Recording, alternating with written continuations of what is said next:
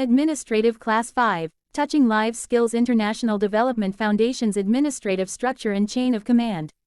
Part 1. What is organizational structure? Organizational structure is the backbone of all the operating procedures and workflows at any company.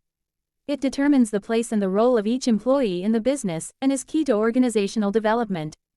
Basic elements of organizational structure design. An organizational structure is based on a range of elements, including work specialization, departmentation, chain of command, span of control, centralization, decentralization, formalization. In this lesson, we will dwell more on the chain of command and our hierarchical organizational structure. Chain of command. Chain of command represents a system for passing instructions and reporting within an organization. Ideally, it distributes the power, supports knowledge sharing, and encourages employee accountability. The foundation's chain of command can be clearly described in this diagram. The chain of command flows from the top to the bottom just like any other organizational structure. The highest level on the chain of command is the Board of Trustees.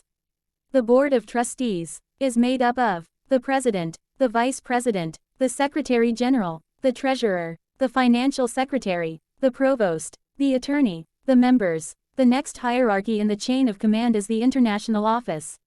In the International Office, there is one national office which also serves as the International Office in Nigeria. Other national office reports to the International Office in Nigeria. The principal officer in this chain of command is the office of the Chief Executive Officer. Other officers are the Assistant Secretary General, the Director of Programs, the Director of Operations, the Director of Finance, the Director of Staff. The next hierarchy to the International Office is the National Office. In the National Office, the principal officer in this chain of command is the office of the Managing Director. Other officers in this structure are the Project Manager, the National Legal Advisor, the Human Resource Manager, the National Finance Manager. The next hierarchy in the chain of command is the Regional Office. In the Regional Office, the principal officer is the Regional Manager. Other officers are the Regional Secretary, the Regional Treasurer, the Regional Financial Secretary, the Regional Head of Programs, the Regional Head of Skills, the Regional Head of Volunteers, the Regional Head of Agents. Note: these officers are state coordinators in their respective states, including the Regional Manager.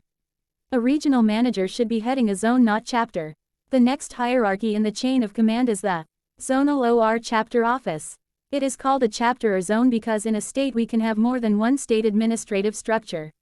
For example, Rivers State has one zone and two chapters, meaning that there are more than one state coordinator in Rivers State.